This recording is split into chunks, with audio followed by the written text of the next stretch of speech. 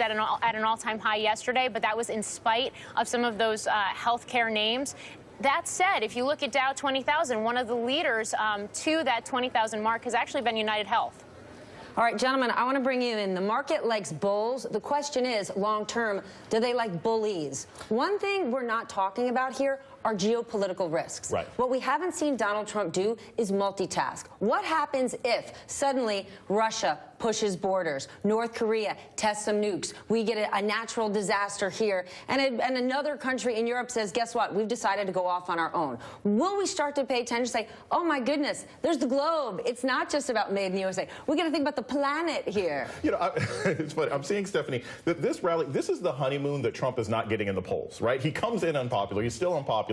But, you know, financially, people are optimistic, anticipating what he's going to do. The problem is, if he starts a trade war with Mexico, when Pena Nieto gets here, if the Chinese say, oh, you know what, we're going to call on our markers and we're going to take Michigan back, if he gets into some sort of argument with Europe, that is where we're going to see the consequences of it. And you're right, natural disasters, we've got floodings and tornadoes and things happening in the South right now that aren't necessarily being dealt with. So the first 5 days of his presidency, we can't give him that much credit, but at least Wall Street seems to be. But this is good news, and if Donald Trump gets this right, everything else is going to fall into place. At the end of the 4 years, I often don't disagree. I don't agree with Newt Gingrich, but he said, you know what? If he brings the economy back, if he puts people back to work, he's going to be. Nothing else will matter. Nothing else will matter. But it is interesting. Talking about animal spirits. One of the complaints I think from the business community over the last 8 years was the uncertainty of the federal government, the uncertainty that was injected into the economy by the Obama administration.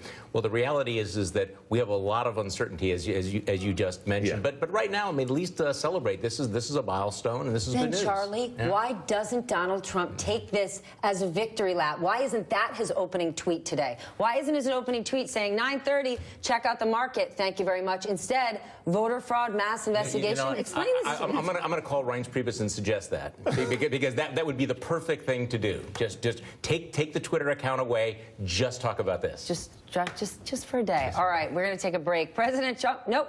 Actually, I'm going to bring in Pete Williams right now. President Trump confirmed this morning he's working overtime, this guy. He's going to be announcing his pick to fill the Supreme Court vacancy next week. He tweeted, of course, the announcement will come next Thursday. His list has been reportedly narrowed to 3 leading contenders, all federal appeals judges. Joining me now, NBC News justice correspondent Pete Williams.